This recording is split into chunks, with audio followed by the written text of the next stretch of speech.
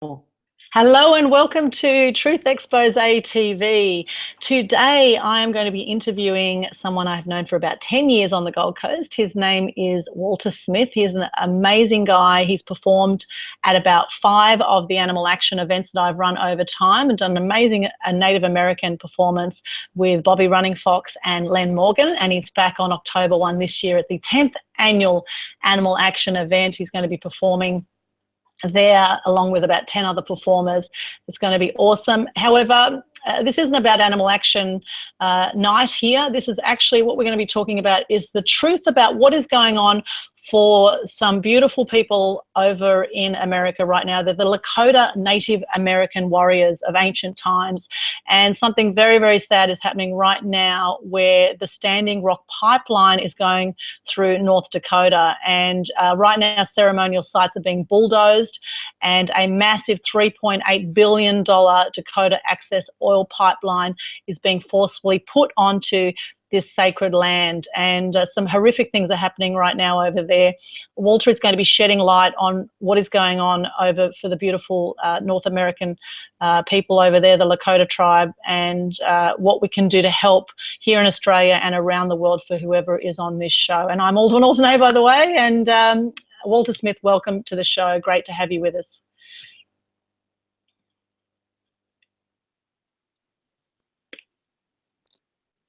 So Walter, did you hear all that, Walter?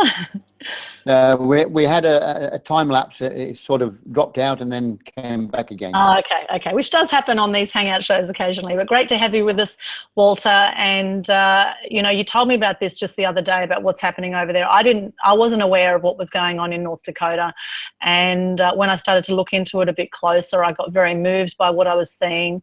I got a bit teary when I saw some of the news reports online, and I saw the local tribes gathering on sacred land and fighting for their land. So can you tell us a bit about how you found out about this and how it's impacted you with what's going on over there, and maybe tell people a bit about what is going on with the Standing Rock Pipeline in North Dakota? Yes, yeah. I've kind of been involved with the Native American culture for probably most of my life, but knowingly the last four decades.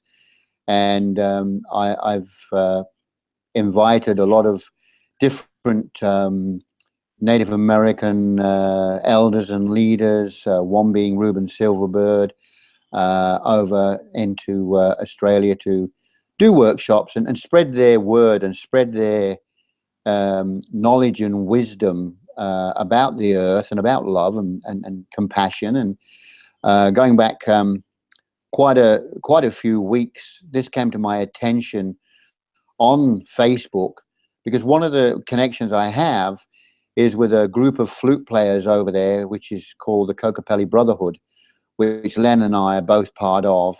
And they're very, very loving, very, true, authentic people, all involved with the flute. And of course, when I saw this news coming up and I started to follow it, I've had quite a few sleepless nights, and I had one night where it was almost broken sleep, seeing this black snake traveling across the bed, and it was weird. I couldn't put two and two together. Then I heard it on the news media that they were about the black snake, and now they're realizing the black snake is the oil pipe.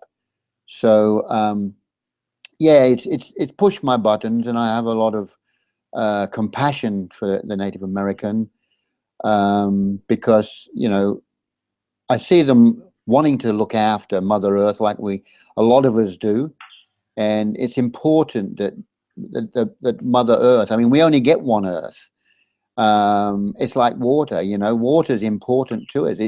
Your body's 75 to 83% water. And even the scientist, Dr. Emoto, proved how important water is, that you can just put a thought into it and it creates a change. So my concern is, and this is just food for thought, is all this that's going off, this propaganda, whatever you want to call it, or these atrocities, are all energetically going to affect the water around because of the fear and the hurts and all the stuff that's happening. So yeah, I am concerned, and my love is out there to all humanity and all indigenous. But I'm very much locked into the Native Americans, because I feel that I was born in the wrong skin. And it's all about truth. That's the thing. Yeah. So how long have the natives known about this black snake? How long have they known about it, and how did they find out about that? Well, from what I understand, and this vision was new to me. I just saw it on the media as they was talking about it. But I had that snake going across my bed one night without knowing about this. And I just thought it was, I've got a friend who's into reptilians and snake, snakes. She's a snake keeper, like Steve Irwin used to be involved in reptiles. And I just thought it was maybe something to do with that. But obviously it wasn't, because the snake was just pure black, had no markings on it. The eyes looked very sinister and it looked very sad. So then when I heard in one of the medias about there was a prediction about the black snake, now they're starting to realize that the pipeline is what they call the black snake, because it is black. It's oil. Yeah, so that's where that came from. And it's not any old small snake either, this one. This is actually, it's proposed to transport light crude oil from the North Dakota Bakken region through South Dakota and Iowa into Illinois. And it's about 1,172 miles, or 1,886 kilometers we're talking about here. It's a 30-inch diameter pipeline, and it's proposed to go through 50 counties in 4 states. So that's a pretty major pipeline, and the corporations behind this are saying that it will transport about 470,000 to 570,000 barrels per day or more of crude oil, which would be about half of the Bakken current daily crude oil production. And what's really concerning about this particular pipe also is that it's earmarked to go under the Missouri River, which is the longest river in North America at 3,767 kilometers long. And if you could just explain a little bit about that, why that is bad news, that they're wanting to put this pipeline under the river, and particularly, how this will affect the locals there, Walter. Well, if you look in the past history with pipelines and stuff, and this is just what's happened in the past. It's not about assuming or anything, but one of the things that came to my mind was that pipeline, even though it's one length when it's welded up, when it's done, it comes in many pieces. So as they're putting it together in many pieces, there's links, and every link could be a potential weakness. So it's not one continuous length of steel. They're putting it under the river, so it's got to go from one area to another. So the concern is if there is a breakage, and we've seen in past media clips and history that pipelines have broken and cause a lot of problems. They're concerned about the pollution that can go downriver. It can go underland, affecting flora and fauna and animals. And the river is very, very big, so it's going to cover a broad area. So that's where the concern is. And, at the end of the day, if you take the water out of your body, or you pollute the water in your body, you become sick and toxic. And to me, I don't see any difference. This is water of the earth. Without the water, humanity cannot survive. Yes, yes, absolutely. It is very, very concerning. And, this is quite different for anyone on this show right now. This is quite different to fracking, where fracking, basically, they put explosive chemicals under the ground and wreck water supplies forever. And they're using, a lot of times, very cheap Chinese piping, and everything breaks down eventually. Why would you want to do that? We're seeing in parts of America, there's a great documentary called Gasland, where they're actually lighting water, where there's meant to be water in the tap, they're actually lighting it as there's gas coming out of the tap. This is happening across America. It's come into Australia in the past few years as well. It's big money for governments, corporations, etc. And they're willing to kill off water supplies and kill off the land forever, just for a few dollars in their lifetime. If you think about it, most people might live to 80, maybe 100, whatever it is. They'd be lucky to live that long. And you think about, the planet has been around for billions of years. Will the planet keep surviving this, or are we just going to make the biggest mess we can on this planet? Or those in the sociopaths and psychopaths that are leading the world, are they going to just keep ruining things, for generations to come? Or where can we put an end to this? It's very sad, and you see the oil spills also out in the, out in the ocean. See what the oil spills do out in the ocean, and how they affect the bird life and the sea life. And it's horrific to see, penguins covered in oil, and it's just it's total desecration of the environment. And it's promoted for, boosting jobs. In fact, this is the PR line around this. I've done a bit of research into this. This is the PR spin from a corporation behind this whole move, Energy Transfer. This is what they're saying. The Dakota Access pipeline is an investment which will create 8,000 to 12,000 local jobs during construction. It'll translate into millions in state and local revenues during the construction phase, and an estimated $129 million annually in property and income taxes. And they're saying it will generate nearly $74 million in sales taxes to the states of North Dakota, South Dakota, Iowa, and Illinois for services to support schools, roads, emergency services, and more. So this is the PR spin that's coming from these major corporations to help support what they're doing, saying it's a great thing for the governments. Basically, it's saying it's a great thing for the counties and governments, with no consideration whatsoever for the culture of the area, for the preciousness of the land, for the life-giving source of that land. There just seems to be no concern whatsoever over that, and it's just all about the dollars. And it's really heartbreaking to see what's going on. And not just that, Walter, as you pointed out, just live this week, actually, on September 5, there was a guy on Facebook Live you were talking about, and I'm just going to look for that right now in my notes here. Guy on Facebook Live, or is he? Here we go, live stream. September 5, local activist Tim Black said from the Standing Rock Reservation Sacred Stone Camp, water defenders and other peaceful protesters were pepper sprayed and bit by dogs of a private security firm hired by companies invested in the Dakota Access pipeline. So it's really getting quite nasty over there. However, the locals are really being as peaceful as they can about it. So can you please explain just a little bit about how the locals have been dealing with this, and what they are doing to help combat it and help save the land? Well, from my experience of what I know is through the media, but yeah, this has been happening, and there's video footage there where there's people with bit arms, and also, kind of going off the subject a little bit, I used to train dogs, guard dogs, a long time ago.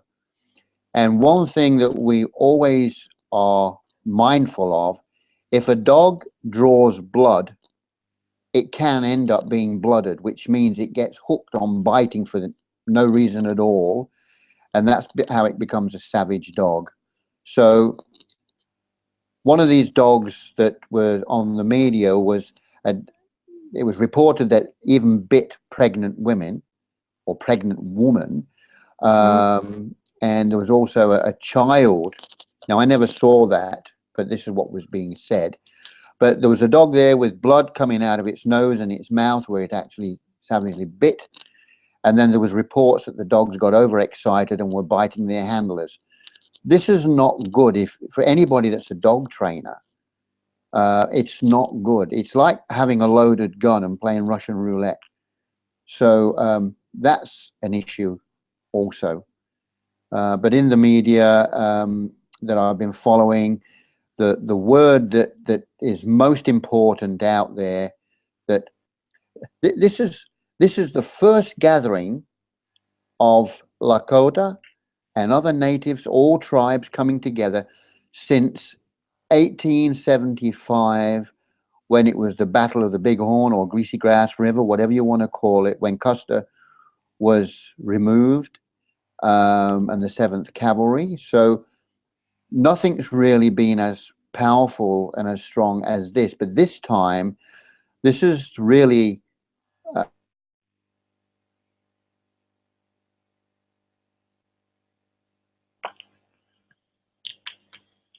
the water, and also save the water in our bodies, because we don't want the water in our bodies being activated and turned against us through, you know, feelings, emotions and stuff. And this is what happens. So what I got out of the whole system, and I've been watching it a lot, and I've had a lot of sleepless nights, spent a lot of time in prayer and focusing to brothers and sisters over there. And the message is, they're not really protesters, they are protectors of the water.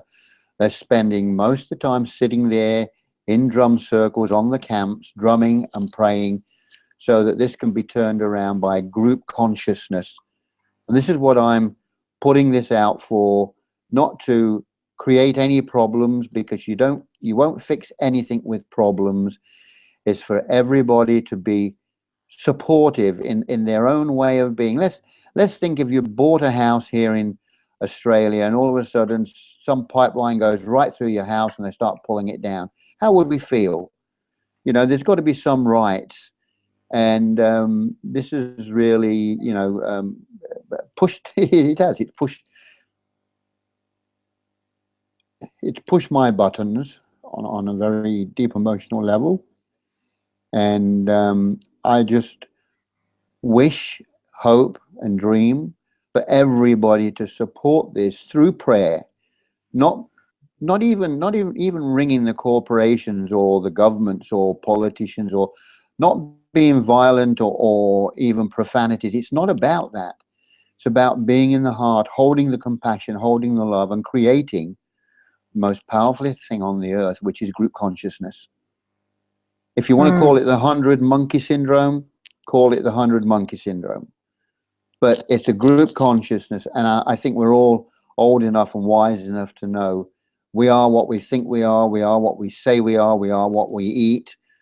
We're all of that. So if we can put out love, because some people say, well, love's not going to heal that. Well, yes, it is, because we live in two worlds.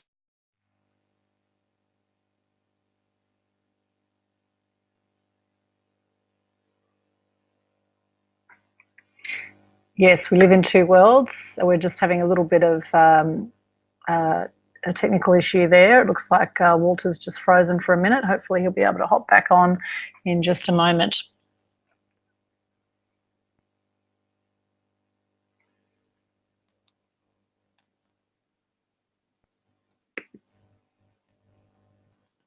Okay, I'm not sure what's happening.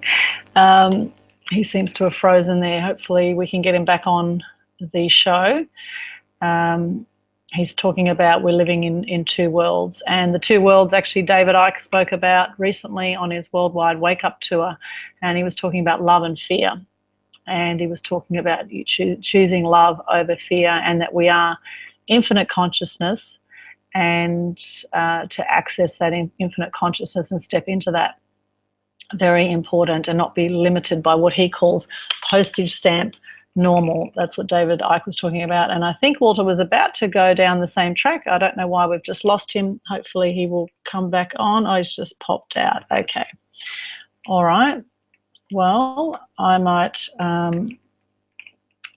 I might just stop the broadcast here, and we will do a part 2 for this. We'll get Walter back on the call, and we will do another show in just a moment. We'll do a second part of this. So if you're watching, hang in there or have a look at the next show that's going to be coming up. I'll just call it a part 2, and we'll get him back on the line. Okay, thanks for watching. We'll be back soon. Truth Xpose TV, Aldwyn Altuney and Walter Smith. We'll set up another show in just a moment and get Walter back on the line. Looks like his internet has just dropped out. So thanks for being patient. We're back with you soon.